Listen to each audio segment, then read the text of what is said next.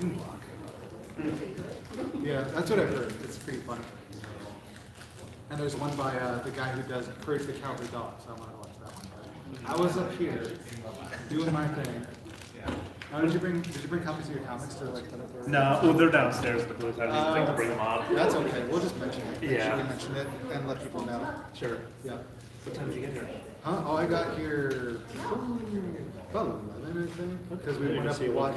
Yeah, we went up pretty much straight away to watch the panel right before this one. Okay. Like the indie horror panel.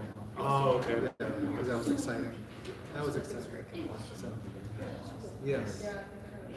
And just so everyone knows, we're going to be doing this live. It's a YouTube live, so yes, it'll be fun times. Yes, so people can see this on the internet. Oh, fun. Yes, I know. Internet's forever. Yes, yes. Internet's forever until like the site goes down and then you'll never see it again. Yeah. Oh, Yeah. And then someone just AI Yeah. Right. Yes, just like AI ghost repeating old websites. Yep, yep, yep. All right. Well, I think it's probably about that time, right? Yeah. Yeah. All right. So I think we'll probably get some more people coming in after the cartoon block is probably over, and they'll be filtering in. So, but hello, welcome to Mastering the Macabre, as it was said in the little panel there, where we're going to basically talk about our experiences writing horror and give you some tips and advice on how to get started yourself. Everyone here on our panel has basically been writing horror for quite a while and doing it in very interesting different ways. I'm Paul Jessup. I'm going to be the moderator slash host slash whatever, asking the fun questions and that sort of thing. I've been doing this for about, probably 25, 28 years, somewhere around there. These are my latest two books, Suicide Music and Cancer Eats the Heart. This one was released just last week. Fun stuff, vampires. We'll talk all about that later. But next, I'm going to have each of the panelists introduce themselves, just so they can brag about themselves for a little bit. And also, it's easy to remember somebody's name when you hear them say it. Sure. I'm Brandon Starocci. I'm the creator and writer of Avalon comic. I've been writing Avalon and working on Avalon for about 5-6 years now. We have about 6 issues out right now. We finished our full season, and we're working towards making our season 2 with Avalon. Hi, my name is Pauline Chow. I am a writer, and I'm also an ancestral magic practitioner, and I've been running away from my darkness for a long time. And I was a lawyer for a little bit, and then I worked in tech, and then I plunged into a hole, and the only way I can crawl out was writing horror. So I've been doing this for about 8 years, but then I started publishing a couple years ago through magazines, and then my first book is Chasing Moonflowers, a gothic historical fantasy based in 1925 Hong Kong, and then I put together an anthology with 22 other Asian diaspora women, where we reimagine our history and we kind of look at how patriarchy has affected our culture, and we reimagine how we would practice magic now together in 22 stories. I'm Rebecca Cuthbert. I've been writing for a long time, but I sort of joined the horror writing community more officially in 2022. My first book came out in 2023. These are just a few of my books. This one actually doesn't come out, The Haunting's Back Home, until the 17th. So this one is not quite out yet, although it clearly exists in physical form here. This 6 O'Clock House and Other Strange Tales is a lot of literary horror, quiet horror, dark magical realism that came out in January from Water Tower Hill Publishing. And a little older is Creep This Way, but it is my craft text for writers about sort of how to get into writing. How to join the community, how to put yourself out there, how to meet people, like my buddy Pauline. We got to be friends from StokerCon, so events like this, if it's local, if you can get to one far away, I absolutely encourage it, because that's how you meet great people, like folks on the panel. My name is Carolina Cruz. I write dark fantasy and horror. I first started publishing in 2021 with the first book in a fantasy trilogy that I have yet to finish. I also most recently had a short story come out in an anthology called Astrophobia, which is a space horror anthology. My short was inspired largely by Alien and Event Horizon, which are two of my favorite movies. But yeah, I don't really have a lot more to to say. I like writing horror a lot, and I'm excited to be here. Hey guys, excuse me, I'm Brad Carter. I've been writing for like, I don't know, professionally, I guess, getting paid to write for about 20 years. Primarily what I do these days is I do film tie-ins and film novelizations. The reason I'm here in Erie is I'm promoting my novelization of the movie Rats, which we showed at midnight last night. If any of y'all hung out for that.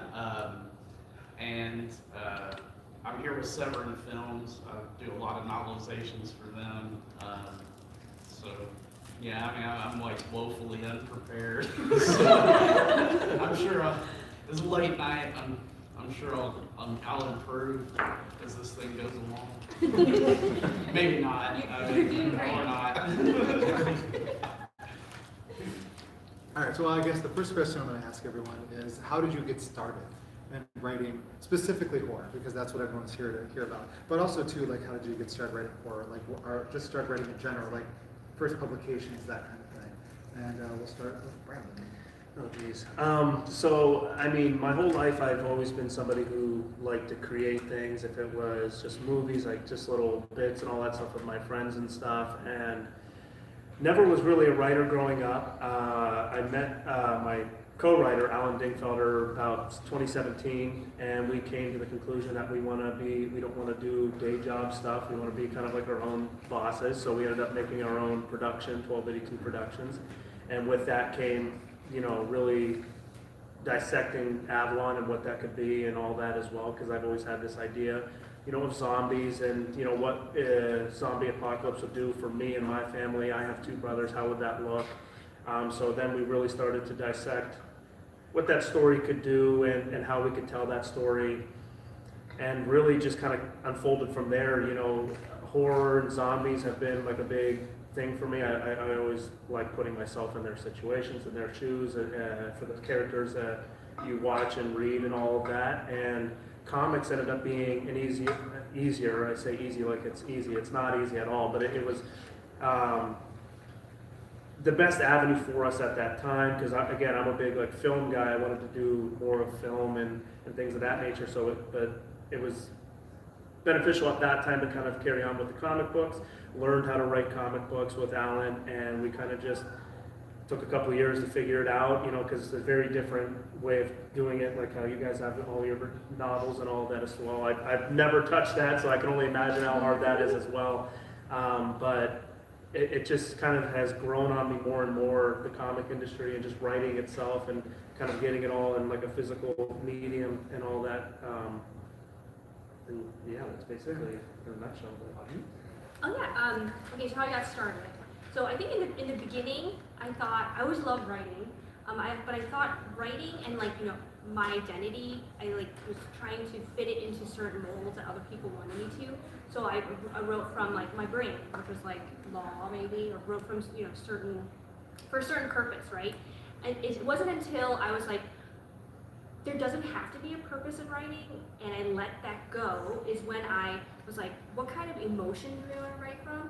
And then I always loved the emotion of dread, emotion of being scared. And I think it's also a really relatable thing, is everyone gets scared. Everyone has a fear. And then I started writing from there, and that's where I started writing we always have to improve, but I started writing better and a little bit faster, because I wasn't trying to write to someone else's requirements. And then I wrote my first story that I submitted and published was like a flash corporate satire, mostly about flatulation, and then it got accepted by like a small online magazine, which was so fun, because I just submitted it, and then 3 weeks later it got accepted. So it was like my clue as to people saying, hey, I like your no purpose writing for emotion style, and it kept going from there. And that was in 2022. And that was after, I toiled for so long with writing. I kind of wasn't really good at legal writing. And then I was like, I'm not a good writer. But now I'm like, oh, you just have to write from a spot that relates to you authentically. And those little small magazines are the best. Yeah. Yeah, that's where I got my start too. It's like, yeah, it gives you a big ego boost, but also there's a great community there too. And they'll take a chance on you. They'll take a chance on you. Yeah. So I've been writing for a long time. I have a Master's of Fiction Writing from WVU, but the program was not super encouraging of like speculative fiction. So it was a lot of realism. They wanted like a lot of literary stuff, and I learned so much about prose writing there, but I never really felt cheered on because I would be trying to slip in ghosts, you know, people weren't always into it. However, a lot of my original MFA thesis stories did get revised and make it into here in the ghosts state. I added more ghosts to spite my MFA program. No, they were lovely in a lot of ways. I became a creative writing adjunct professor at SUNY Fredonia, so a lot of you know where that is, just kind of up the road. And I kind of got away from writing for a long time because I was busy. I worked for the local newspaper as well. And then during the pandemic lockdown, when we were all staring at the wall, I was like, who even am I? What am I doing? What do I want to do? And the answer was get back into writing and do my writing, the writing I always wanted to do. And that was ghost stories and other weird stuff. So I saw a post on Twitter. I'm calling it Twitter on purpose because it was Twitter back then and it was great. And it was a call for submissions to a poetry chapbook contest by a little press in the UK. And poetry was never my first genre, but I had like 10 years of poems, and I realized they could make a little collection. So that was my first book ever because it actually didn't win that contest, but it made the short list. So for folks who, you know, don't use the terms, contest short list is like they've narrowed it down to a smaller pool. You made it into the smaller pool, but you didn't win. Right? And so I thought, well, if I made it there, I'll send it to other places. And so I submitted it to about 10 other small presses who were open to little poetry collections, and it ended up getting picked up. It won the 2024 Imagine Award for Best Poetry Collection. It made the HWA Horror Writers Association recommended reading list. A couple of the poems were nominated for the Pushcart Prize and Best of the Net Award. And so that kind of like talking about encouragement, talking about, you know, that kind of boost to keep going. I met a lot of awesome people and I just went from there and things have been going well ever since. I've been writing my entire life, and I finished my first project ever while I was still in university for marketing, which I did graduate with a degree with, but I don't use it. And when I finished my first project, I wasn't really sure what I wanted to do. I always said I'm a bit of a control freak, so I knew pretty much that I wanted to self-publish because I wanted to have control over my cover, my interior formatting, all of the visual stuff. It was an intentional move. I think a lot of people pitch self-publishing as a last-ditch resort for people who can't hack it in traditional publishing. I don't see it that way. Honestly, I think it's the opposite. Yeah, it's tough, and it's for people who have strong visions. That's who I feel that I am. I sent my initial draft of my first book to an editor. I was like, if this person knows books, if they say it sucks, I will just give up right now, but she didn't say it sucked. She said that it was really good and that if I wanted to copy edit it, to go ahead and send it to her because she would love to do it. That was so encouraging that basically pushed me to keep going, and I put in all the hard work to self-publish. I got readers, and then I started getting feedback on that first book, and I thought I was writing fantasy. Everyone started telling me it was dark. And I was like, okay, clearly I have something going on that I'm not aware of. So I decided to start leaning into it. After continuing the fantasy trilogy a little bit, I took a break to write a vampire romance, which I published as a serial during October of 2023, I think. And that won a small independent awards, the Queer Indie Awards. I won Best Web Serial for that, which was really exciting. And after that, I think that I just can't stop writing darker and darker. The more that I write, the more that I want to plunge into those parts of myself. I feel like the world is getting a little darker. I feel like I discovered I have chronic illnesses that have affected my day-to-day life in a way that changed the way that I think about myself. And so I'm excited to see where that kind of takes me, because the horror community for indie authors, that's where you can really push yourself and be yourself, because that is where you don't have people telling you to hold back. You can go as hard as you want, and I love it. Well, my guidance counselor told me I was best suited to being a mortician or a railroad hobo. And then I was like, oh, you know, hoboing sounds okay. And then I discovered like Bukowski and Hunter S. Thompson was like, well, shit, I can make a living being full of it and drinking all the time. So that's a winner. No, actually, I've always wanted to be a writer. I think when I was a little kid, as soon as I figured out that there were people that wrote these books, told stories, that's what I wanted to do. And I went through an MFA program at the University of Arkansas, and I've published 7 novels between like 2012 and 2019.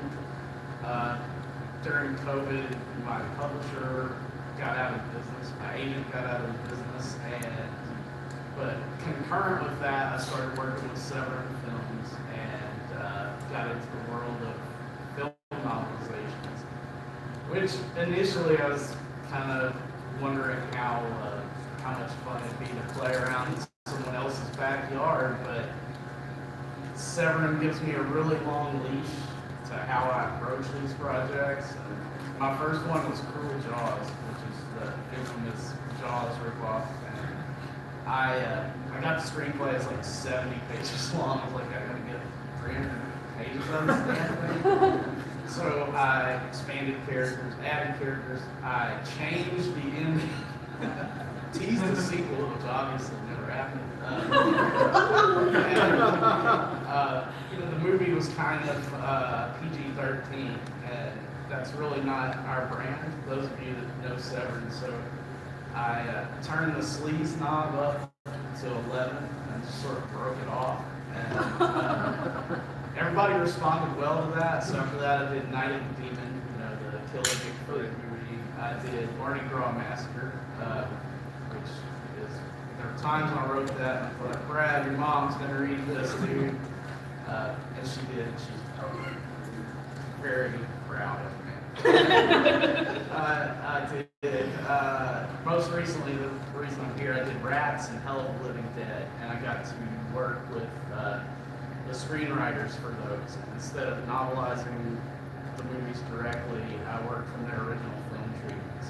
So if you've seen Hell of the Living Dead and you know what a crazy movie that is, I got nearly 700 pages out of it.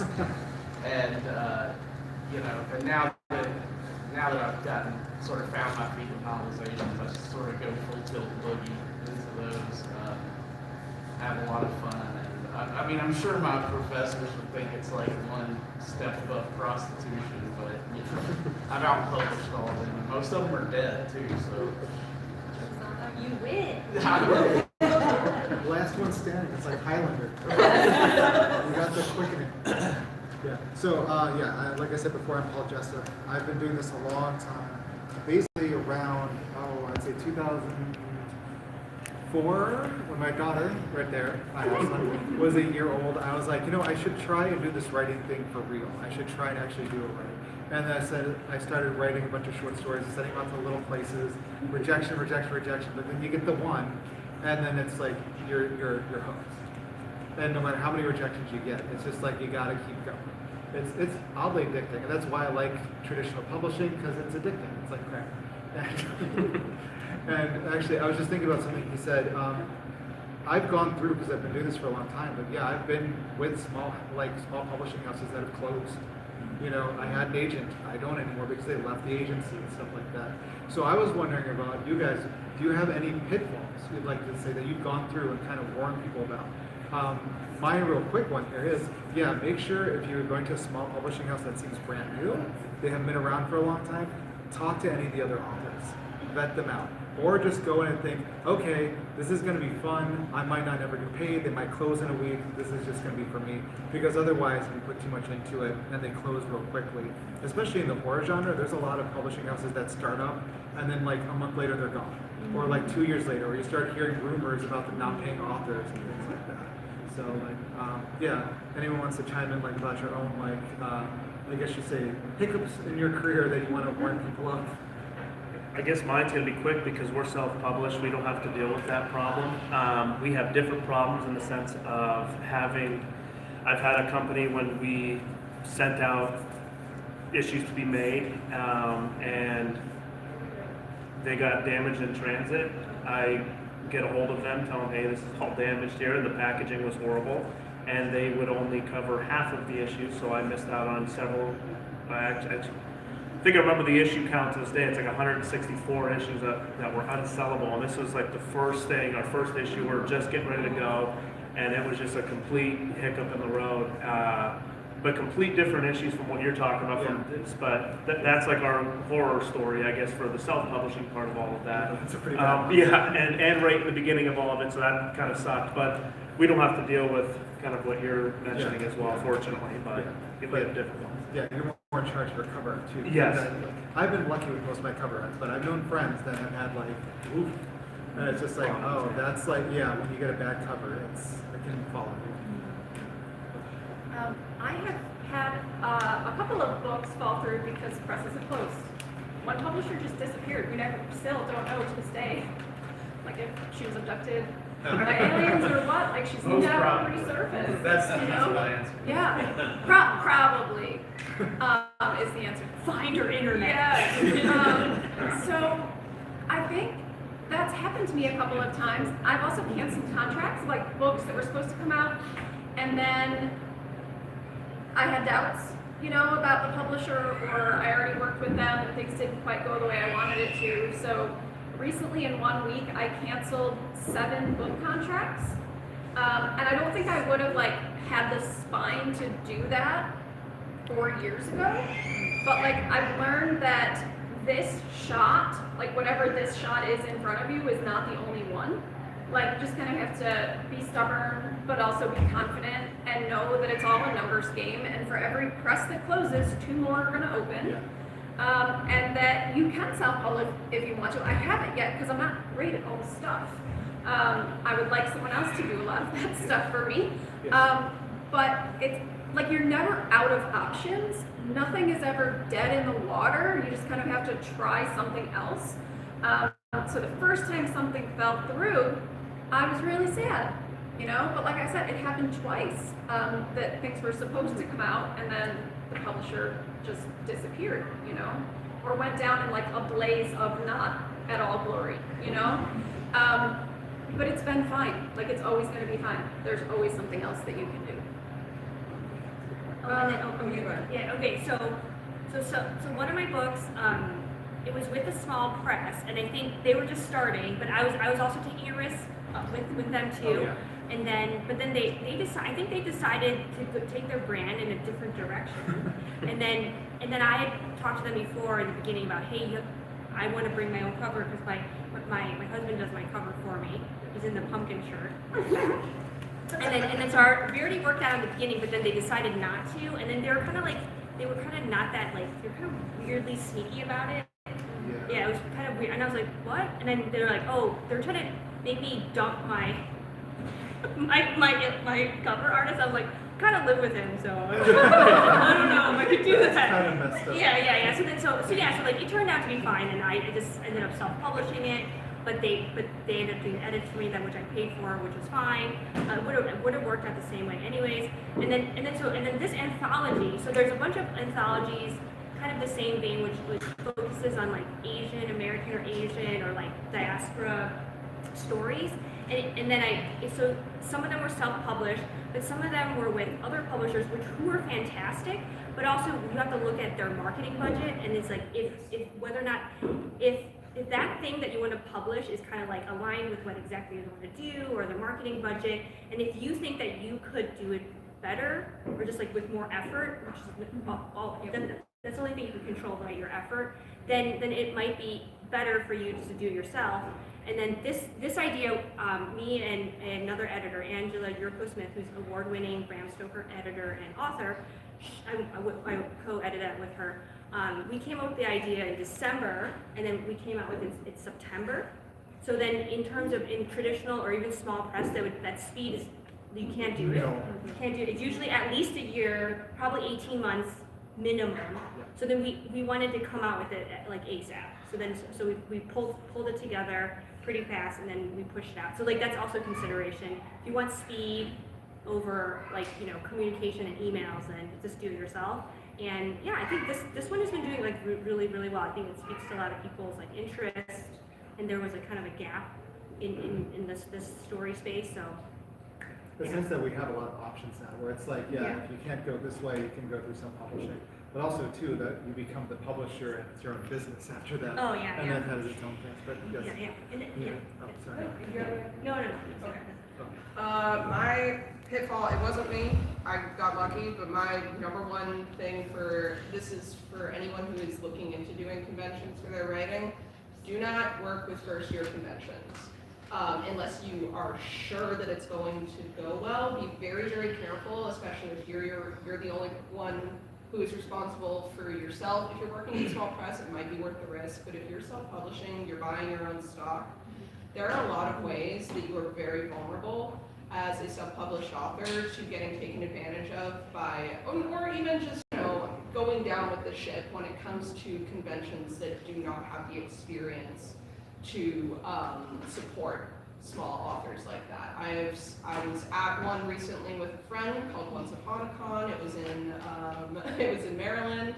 It was not the worst one that's happened even this year, but a lot of authors were all out of a lot of money, including the friend that I went with. And I think that while we didn't come out the worst, it definitely validated something that I had been previously thinking, which is you really need to vet the people that you're working with when you are as vulnerable as a self-published author can be. I love Horror Fest. I've gone to Erie Comic-Con before, some well-established conventions, and I've had a great time.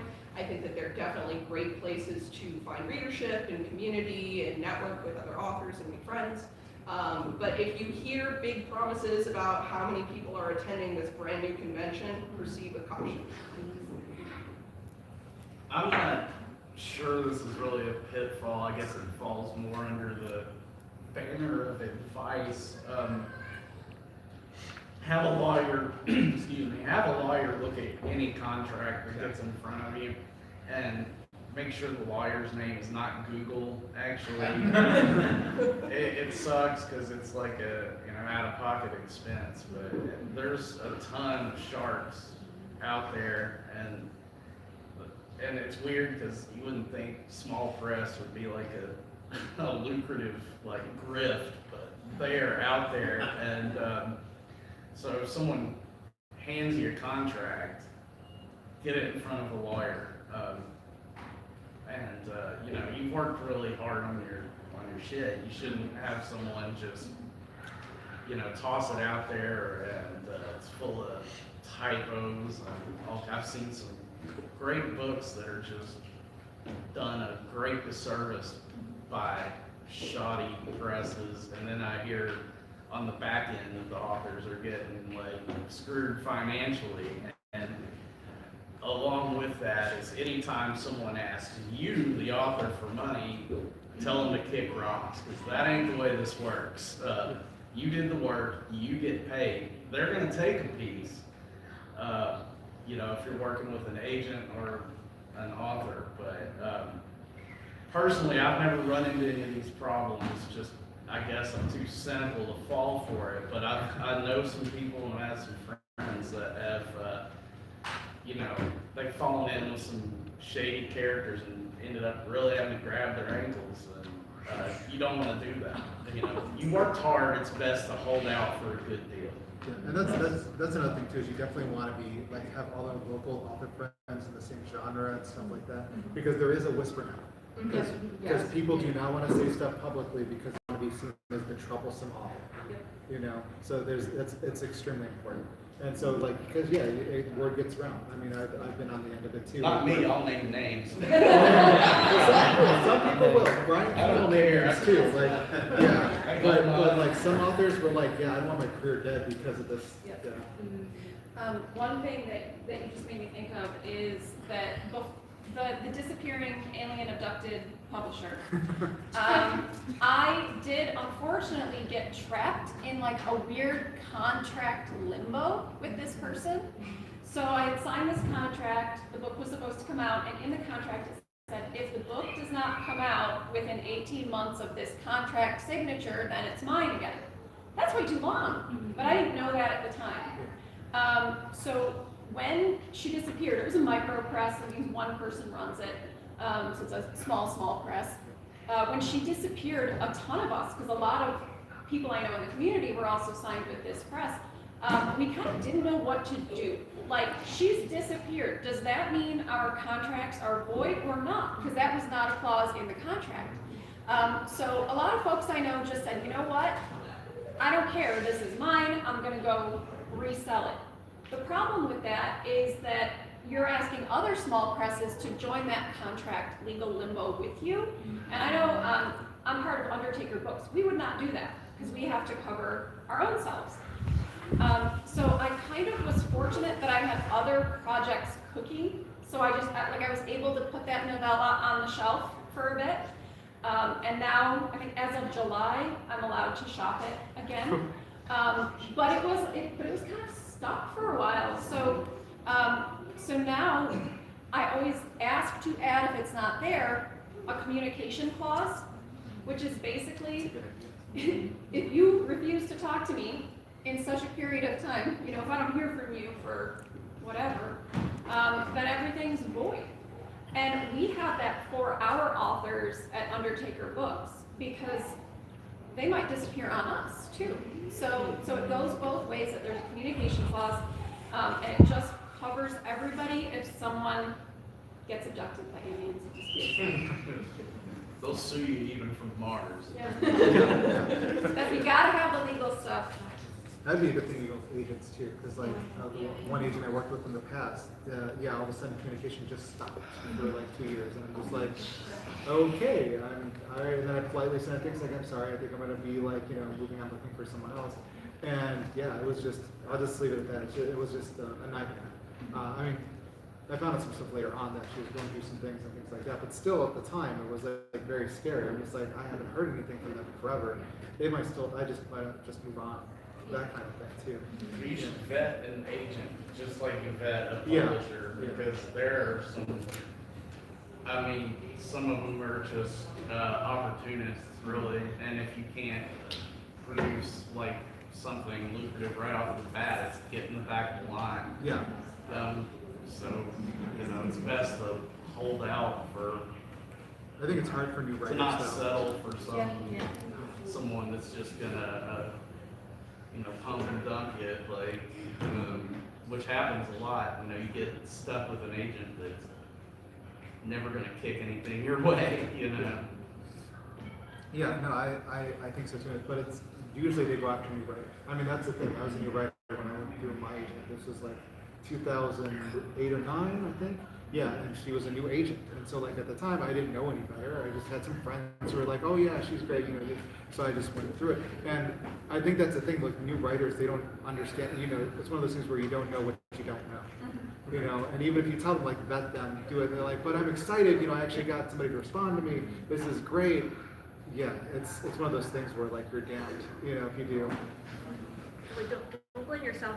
No, that's the thing. Yeah, it's I hard think not to. I think it's part of it. Like maybe part of writing we have to suffer a little bit. So don't At least with traditional publishing. Oh, yeah. Trial by fire. Some of us like that part. Not me. Not me. Yeah, I know some people thrive on it. Yeah. So I guess another really good question then, because this is all about horror and publishing too. And there was a book recently published called Why Horror. So hey, I'm going to ask you guys, why horror? Whoever wants to go can just jump in. I can jump into it. I think answered it a little bit in your first response, and I think horror, it's relatable. There's a lot of good story to be told in horror. It just feels authentic, it feels real. And that's, one of the things with zombies too, that I generate towards, is the horror aspect of it, not even really just the chaos and all the other stuff that comes with it. But I like watching the characters and how they perform in those kind of moments, and because I always lead back to, again, how would I survive in the zombie apocalypse if you kind of just like play it all out, like Erie, Pennsylvania, what it happens right here, where do I go, what do I do? And I think with a lot of those stories, specifically for zombies, it just, again, it's a lot of opportunity to relate to some of these characters, and specifically with Avalon that I'm working on now, we take an approach to making it as authentic and real and relatable as possible with characters that are dealing with mental health and physical health issues, and applying that to this world. And I think horror in general, it's a lot of opportunity for characters to kind of go through those things, and also with ghosts, ghost line, it's able to do that as well. And just, I think that's the authenticity with horror that I generate towards. I'm not sure, everybody else here as well, but that's how I kind of pick my niche with horror. You go first, since you've been going Reversal. Yeah. Well, We could do reverse order, it's fine. there's just something deeply wrong with me, I guess.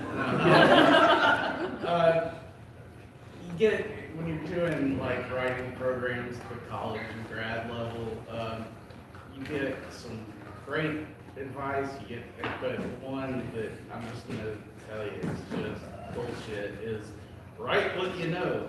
Well, that right there is why there are so many boring literary novels about a frustrated English professor contemplating an affair with an undergrad. So let me tell you, write, from your own experience, take that with a grain of salt. I'm actually pretty boring, and I was a librarian for a while. I've worked with autistic kids, so nobody wants to read that, about me shelling books or, trying to teach some kid to match colors. But I've always been interested in horror, and I've never really tried to, probe that too much. I don't really care. But so when it came time to write, once I was out of the MFA workshops where they do not let you write about chainsaws and Frankenhooker or whatever, I thought, well, I'm gonna write horror because that's what I'm into, and I guess some people want to exercise dark demons and go through something. I approach writing as fun. To me, this is just it's like the best thing ever. You make shit up, and people read it. And so, horror was just what came natural. It came easiest to me, and it wasn't boring. And doing the film stuff, I'm able to cross over my interests about 100%. I basically have my dream job now. It took a while to get here because I'm, old as dirt, but yeah, I don't know why it works. It's more fun than, a bunch of literary nonsense. I think for me, again, when I started out, horror wasn't my initial goal. I always loved fantasy growing up, but I think with horror, the older that I get and the more that I want to push myself and my limits, what I find with horror, when you go hard with the horror aspects, you can go hard with other parts, and people will be more open to that.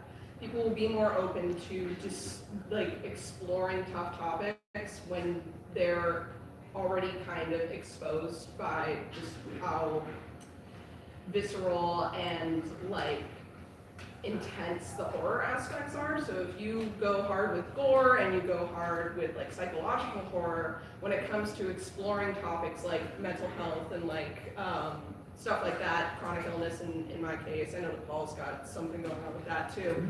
It's easier to discuss those things. Sometimes it's easier to communicate like pain when it comes to chronic pain and chronic illness. It's easier to communicate that to people. I can talk about, like, personally, this is how I feel, or I can describe it to you through the lens of horror and through a character who is going through something that you can see in your head how it feels.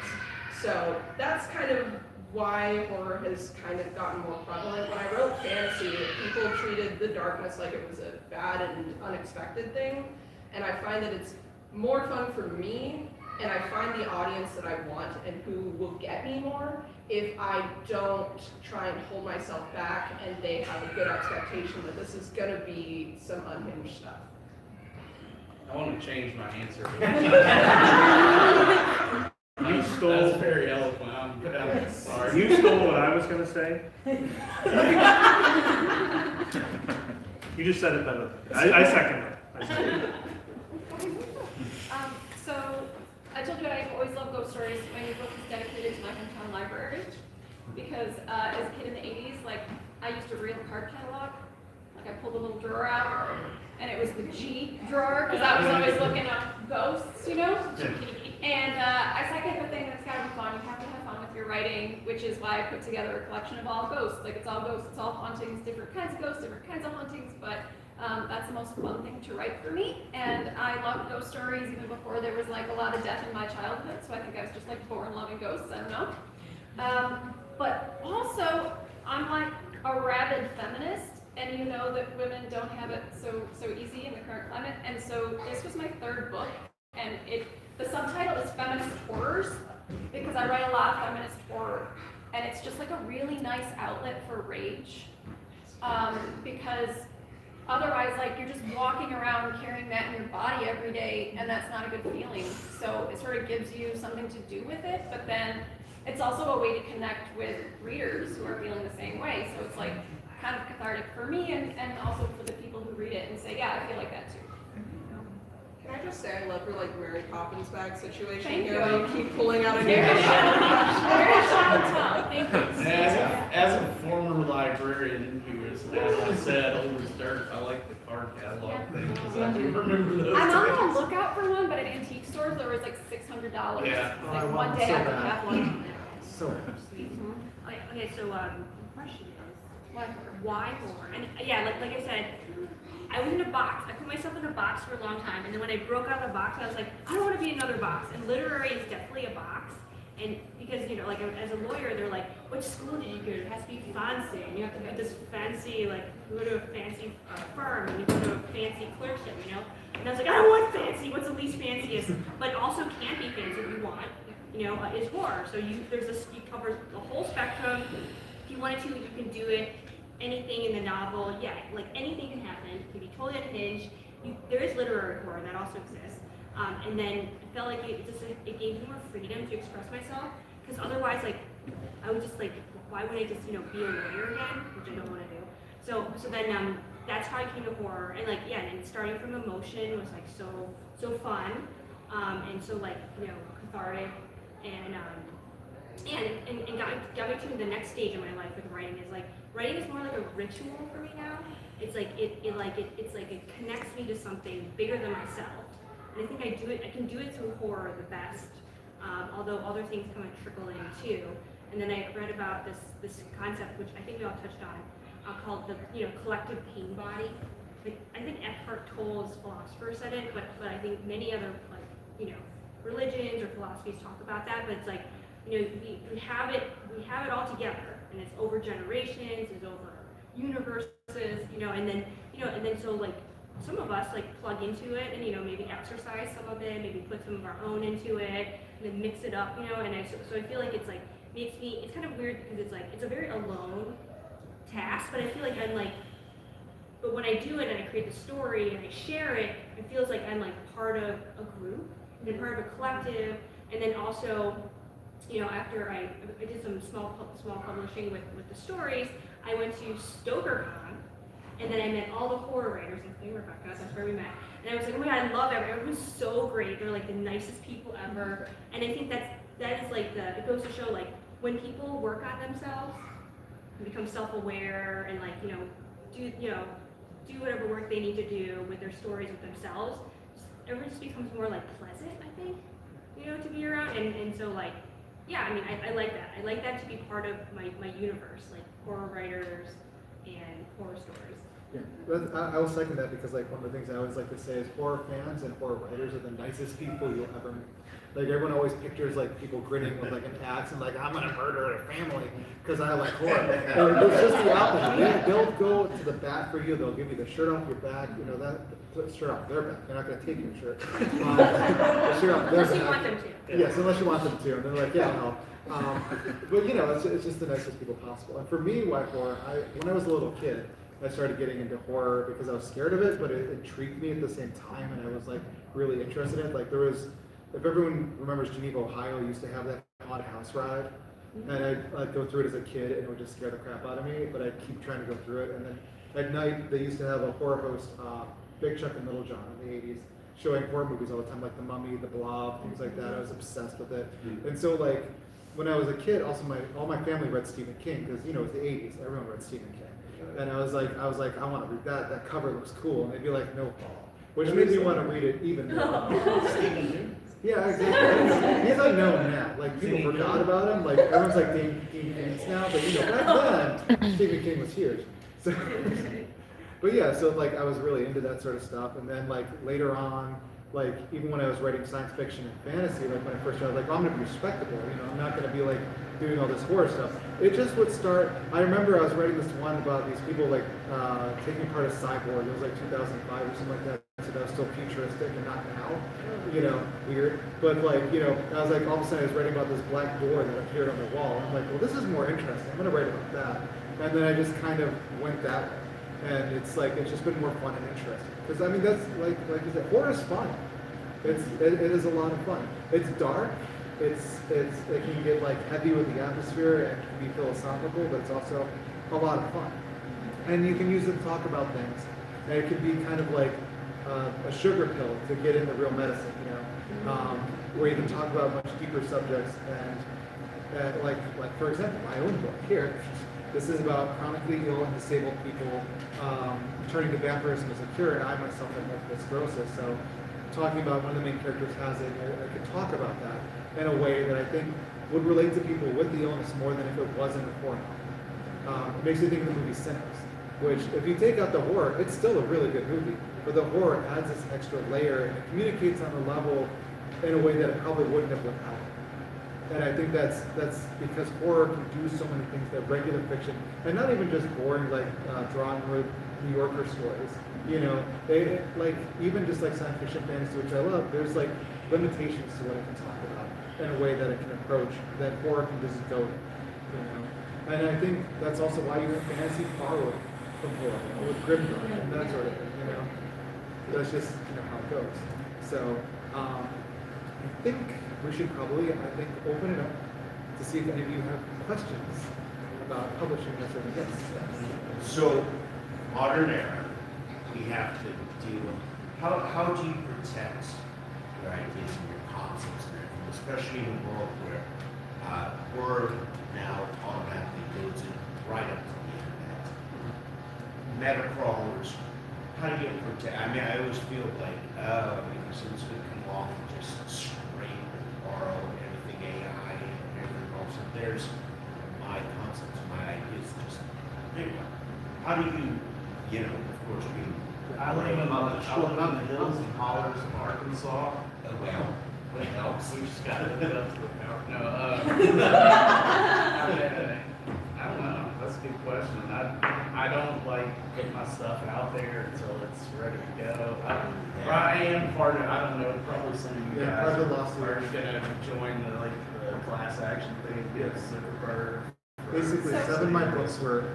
Eight of mine. But you can't join it unless you file your own copyright with the library. The publisher. My publisher did. Small press publishers don't do, Yeah, we don't I do that understand. regularly, so a lot of people did get their stuff stolen, but Yeah. they're not able to. Fortunately, I have all my ducks in a row there. I expect not to see that. But so just put unfortunately, I don't know that there's I don't much. think you can, yeah. there's much recourse, obviously. It sounds really pessimistic, but I've fully given up on the idea of protecting, because I think that intellectual property and the idea of protecting your ideas and stuff, you just have to remember that you have to find the people who are in it for human art. You have to find the people who are going to come to you for it, and then you have to remember that you're the only person who's going to do your ideas the way you're going to do. So if someone else gets a hold of a concept, they're going to do it differently than you. If someone gets a hold of your manuscript, that's more protected. And then when it comes to AI and such, there are audiences out there who just want human-made art. Unfortunately, I don't think this is something where we can fight it alone and where we can try and fight it in that way. I think we have to find community that has the same morals and values that we do. Actually, this is something I was going to bring up earlier. Like, even if you don't join the writing associations, it's good to be friends with people, talk to people, because the Horror Writers Association, the Science Fiction Writers Association, all that. Just follow them on social media and stuff, because they'll tell you ways that you can fight, as well as steer you clear of any pitfalls that we're talking about before, like crappy publishers. Especially, what was it? Victoria Strauss's Writers Reward, that sort of thing. But yeah, it's one of those things right these days. It's a big risk, because your book is probably going to be pirated. And again, even though there's even if there's copyright protection though, if yours isn't registered, like what Rebecca was saying, if it's not registered with Congress, then it doesn't matter. You can't sue. So even though my work is copyrighted, if your publisher or you yourself or your sub-publisher, if you haven't sent it there and had it put it to the Library of Congress, then it doesn't matter. Yeah, so I work in tech, right? So not the AI part thing. I do some marketing stuff. So hopefully, but still, I'm still part of the problem a little bit. But that being said, the reason AI exists is because people want to make money as fast as possible, as much as possible. So if we think about where we can cut them off, it's don't buy stuff that's AI. Teach people around you what's AI. This is AI. Don't look at it. And then engage with people in conversations that are whatever. I love AI. And then change their mind not to. So it's I feel the little pieces of that that you do with educating people about that will help. Stop that, and also if you run this vendor booth, you're and then you have a clause, no one with AI can sell, and then also as a community we're if you do AI stuff we'll ban you, and so so I feel enforcing that just enforcing our humanity will I think hopefully choke that, cut off that lifeline, and then also Facebook now is their main users are 60-plus-year-old people. No one's on anymore because it sucks, so they're also grappling for life, so it's also that too. I mean also don't partake in certain things that you think will help that system, but obviously we are all in it, but hopefully we can continue supporting each other, go to local events, support your local authors. And there are readers that are fighting back now. Who I've seen now the problem is though with that, when they fight back, sometimes they basically hit friend and fire. You know what I mean? Because you'll have people say this book is AI, don't buy it. It's no. There's an dash. It's I'm sorry, I'm just like that dash. I mean, I haven't had it happen to me, but I've known some people that started with that. But I do positive peer pressure, sort of, right? That we're not encouraging each other to do bad stuff, but that we are presenting this united front, so that I put out statements publicly, I hate AI. I will never use AI. My book covers are going to be from artists and from licensed stock art that is manipulated, but there's no AI involved. Publishers need to say, do not send us your AI stuff, because if we find out that anything you sent us is AI, then the contract is immediately void. Vendors saying, don't sell AI art or writing. And writers who I look up to putting out those same statements. So I think that if the community leaders, and by that I mean the people who are sort of at the top with money and reputation, as well as people who run conventions, as well as publishers, right? Like, we need to send a message, but we can only do that together. And I think the more of us who do that, if we can get AI to be seen as uncool, we can kill it. But we have to work at that. Yeah, that's the thing. It actually was a struggle for a little bit. I don't know if you guys remember this when HWA and SFWA were like almost like pro AI in some instances and stuff. There's like some science fiction writers like, no, AI is great. We should use it. It's the future. And it was like a struggle to get them to like change course. But HWA eventually, the Horror Writers Association eventually did change course. And Because of like, pressure. Yeah. Because of pressure from all of us. Yeah. That was a really good question. Did we answer all of it for you? Or like, Well, yeah, and then the horror stories you tell me you publish all of a sudden disappear. Right? So they have no story. You know, nightmares at night for you, or what happens? What do you, They're in a or are ditch you somewhere. less Like, they're not putting it out. They're, just, That goes along with the get lawyers. yeah. yeah. Yep, read the contracts. And then, yeah, like when so I used to be a lawyer, not your lawyer, but it's like, don't give away too many rights. Like a lot of places will be like, oh, we get your movie rights and your written and your audio and your translation, and it's like, yo. Make sure you get a piece of that. Yeah. yeah. Oh, the Big Five is getting really greedy about that now. Yeah. I've seen some of the contracts. It's like, Oh, yeah, they just want everything. But then, like, fine, if they want everything, then pay for it. They'll give you an option to, like, stuff like that. So, yeah, like having a good agent. But even for some short story places, they take your written and your audio and your translation. I'm like, what? Like, that's like too much. I remember, like SFWA, no, was it the submission grinder was actually got in a big fight with the new owners of fantasy and science fiction and analog and after because their contract had stuff and they're like, we basically have all the rights. We can do whatever we want with it. And they were just like, no thank you. Oh, yeah. Oh, that's awesome. But they did fight back, yeah. Submission grinder fought back and SFWA fought back. Like, knowing you don't have to sign that contract as is, right? Like, so first of all, you can say no, like, I'm not signing this because I don't agree with anything, but you can also negotiate. You can say, like, I would be happy to have my story published with your magazine, but I do not want to give up my audio rights and my whatever. And you can ask them to change it. They might not always do it, but it is within your control to ask. Those small publishers, if they get a letter or call from a law firm, so they'll like that. I mean, and it doesn't even have to be hostile, it's just, hey, we're aware, and Oh, and this is not tattling either, but like, so you tell your other writer friends, you're like, yo, these people are shady, Oh, yeah. and then like, Protect your friends. and then other people, and then eventually it'll come back to them. And if you're worried about like your ideas being stolen and published again, I will say one good thing about AI is that it's a lot more effort to steal someone's actual book that they might be able to come after you for than it is to go to AI and ask them to write psychology law.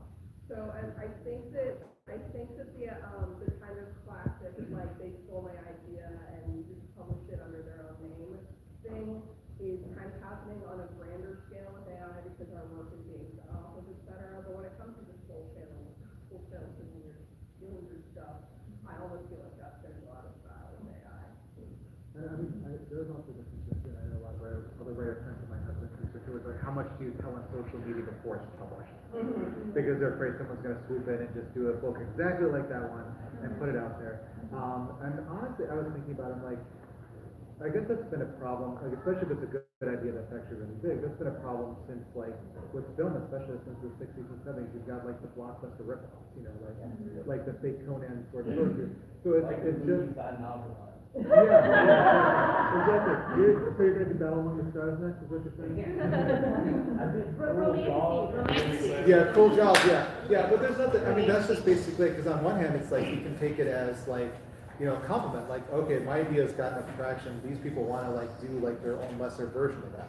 And that has happened to me a long time ago in the past with, like, a short story anthology a friend of mine was editing, and we were talking about it, we were brainstorming ideas, and then somebody came out with an exact same idea. There's like a horror story about a made-up video game console that like would do things, and so everyone did a different short story based on it. And somebody else did an exact same thing, released it 2 weeks before ours, and I was like, yeah, we shouldn't have been talking about this on Facebook and Twitter and shit. So, yeah. Oh, the other, so the reverse thing is also try to pick stories if you can that are like unique to you. Oh, yes. Yeah, and then so then almost nobody can steal that, you know. So like so make it unstealable. Yeah, but they can't do it in the same way you can. Yeah. You know? So true. So I write it so badly. It's already there. Oh, make it mixed genre. Thank you. Brad Carter said. Yeah, I think it's John and Noel. Right, Yeah, something no one else would ever want to write. If it's, Right in the bathroom wall.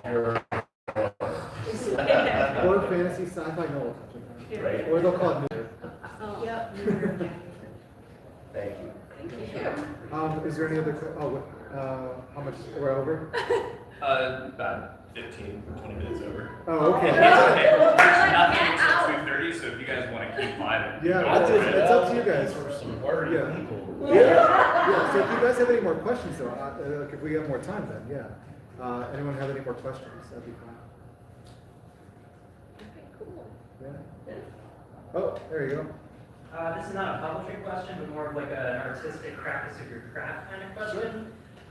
When you engage with a kind of like artistic medium that you don't participate in yourself, like when you listen to a piece of music or watch a movie or like look at a Hieronymus Bosch painting, I don't fucking know. How do you feel that affects the way that you approach your own craft? Does that like change the way that you approach characters or storytelling or tension or things like this? I mean, a lot of my work's based on film, so, and I myself am not a filmmaker, so I guess I'm kind of directly informed by like just all the stuff I consume, comic books, heavy metal, the whole nine, and I think it just comes out because it's part of you, the art you consume, you sort of internalize it, becomes sort of your fiber, I guess. Yeah, I call it like mulch for the idea card. Yeah. Yeah. I listen to music for everything I write, so I create a playlist for everything. I just go through, I try and get like how I want to feel, how I want the mood, the theme to be, and then like I just put on shuffle and I write. And a really good playlist. The minute I start listening, I'm down and writing. I'm going, flowing. I've said that I attach memories to music. I have very bad short-term memory, but I love listening to music. And if I have music that matches, I think it's kind of a chain effect, because if I'm watching a movie from 2001 that has nu metal in it, I attach the nu metal to the vibe of that movie. Then when I listen to nu metal and I want to work on a project that has that vibe, it feeds that kind of vibe and idea going forward. And so I'll have scenes in my head playing out to this music. And when the music ends, that scene's completely gone until the next time I listen to that song again. And it plays out exactly the same, maybe a little different. It develops on itself. So when I put that playlist on, the order of the songs in the shuffle, what mood I'm in, what I've had, what I've watched movie-wise recently, all kind of comes together, like you said, mulched into this new idea where I can then interpret it into the idea that I already had. Oh, yeah, like I do that too. I curate what I want to look at, and like art, visual art, and then music, and then even movies for something that I want to write. But then what I find where I get the most ideas from is when I'm like doing something that's not related to writing, when I like go for a walk or take a shower, or I like consume something kind of totally different. But you're saying it's all part of the mulch, It's like there's no set formula. It's kind of like a recipe. You just like throw stuff in. You're like, oh, maybe a little bit of this. Like I don't want something spicy, but like here's like a little bit of cayenne, like whatever. And then it just kind of happens, which is like amazing, which I love it. One, it can be inspiration for sure. One answer that is true for me is that it teaches me how to better use the tropes I already love. Because I love tropes. I don't think they're bad. I think that tropes are why we love the genres we love. Like they're the familiar touch points we look for because we love them. Like the library research scene, and ghost stories, like one of my favorites, But yeah, inspiration might also just come from like something I eavesdrop on at the grocery store, Yeah. No, I mean, my thing is basically a little bit of everybody and what they kind of said. I feel like a lot of what I watch, I just really relate to them. Taking the inspiration, taking, mulch for the creative garden and all that stuff too. And I feel like there's a lot of times where I feel like I'm a little mental sometimes, where everything seems to be like a bit. You know what I mean? Like I take on certain things, like certain shows, movies, or whatever it is, and it's just like it almost like embody the character, and especially when I'm writing for that matter. And I feel like that with writing, it's a little, everybody has that like in them, where it's like you almost embody these certain characters and that you kind of create over time, and then you watch something and it's something like, oh, my character from my book would do something similar for that matter, and all that stuff as well. So it's just almost being a little not right in the head and taking it all in kind of thing, yeah.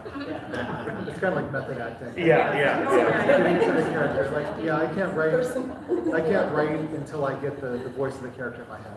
It's got to go from there. Right, and like a small joke I tell people I work with is, like, because I'm not like a smoker by any means, but I will smoke a cigarette, and I'm like, I feel like, I tell them, as a joke, I always tell them, I feel like a character every time I smoke a cigarette. Like, I don't smoke out of the enjoyment, it's just like, I feel like I'm like just a character, like, from the 60s or something. Right, that's what I'm saying, like, you just, it's Herb cigarettes. yeah, right, so it's not really funny too, so.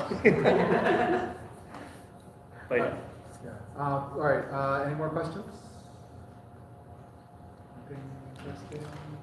All right, so since we're over the time, I guess we should probably start like winding this up. So really quick, just say like any books that you're out to promote today. So yeah, I'm here with Avalon Comic. I'm downstairs. I have a booth down there as well. It's we have 6 issues out. It's a zombie comic for anybody who hasn't heard about it yet.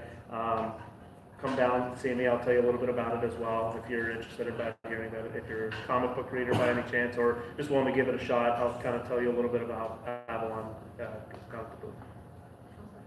Okay, I'm promoting, this just came out last month, Coven of the East, Reimagining Asian Women's Magical Histories. It's a non-Eurocentric view of magic, of witchcraft, if you want to be inspired by some different, frameworks of magic. And then this is my 1925 Gothic historical fantasy called Chasing Moonflowers, about a young herbalist who witnesses a murder by a vampire. Her uncle is put into jail for it. She has to get him out. This is like oculate, a little bit cautious for vampires. It's really good. Oh, thank you.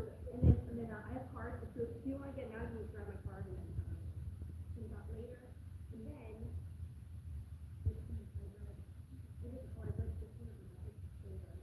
so weird, and then there's this big story inside that I like still I am promoting The Hauntings Back Home, out officially on the 17th. If anybody is from a little farther north, the launch party is Saturday the 18th at Downtown Brew, 2 p.m. in Fredonia. There could be readings and cookies and drink specials, and the people there are lovely. But I also have cards. I've got QR codes on the back where you can just kind of, it goes to my link tree, and all my stuff is up there. Yeah. Gosh, I have so many things. But if you want to find any of my books, I do have them at Warner Books in town in Liberty Plaza. They are a fantastic local bookseller. Can't recommend them enough. I have 2 fantasy books that are there called The Unwanted Prophet and Forgotten Lyric. I don't know if the 3rd one's coming out, gotta be honest with you, but it will be at some point. And then I have a, as previously mentioned, vampire romance story called Blood in the Water. It's about 2 people who are the final survivors of a Last Voyage of the Demeter type vampire thing on a boat, and they are stuck there together. One of them is human and one of them is a vampire. That one is at Warner Books. That one is also online. Again, my name is Carolina Cruz, so that's where you can find all of that. I have cards up here too. I feel like that scene in American Psycho. I got all kinds of stuff. Come see me at the Severin table, and I'll talk you into buying my books. All right, and I got these 2. I've got tons of books, and I've had like 5 in the last 3 years. So, but these are the 2 I'm promoting right now. This came out in the summer. if you like David Lynch, you'll like this one. If you like Hannibal, the TV series, you'll like this one. Basically, this one girl, her brother is found unresponsive in the woods after going missing with his eyes sewn shut, and she's trying to uncover what happened. This one is the one I'm promoting right now. It's my latest. It was just released last week. We're doing the official book launch party is going to be in Geneva, Ohio at the Lake Erie Book Company. That's going to be a lot of fun. And then next month we're going to do one at Warner Books book signing. That's also an event where you get like a free vampire, well not free, sorry. You're going to get a vampire themed coffee or beverage or something like that, but it won't be free. Don't go over there. Paul said this will be free. I've got it on the YouTubes. I'm like, oh crap. So, sorry Warner. But yeah, this one's basically about the chronically ill and disabled in a small town turning to vampires. Small northern town. And basically, once they turn to vampirism as their cure, which cures them for a little bit, they start getting hunted by vampire hunters who steal their bones for dark spells. Oh. Fun times. All right. Well, it was great seeing everybody, and we'll probably see you again next year.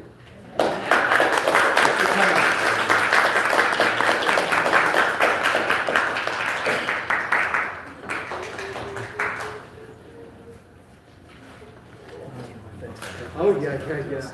Yeah, no problem. I'm glad you could come. You want to do it again next year? No, I mean, you just reach out to me.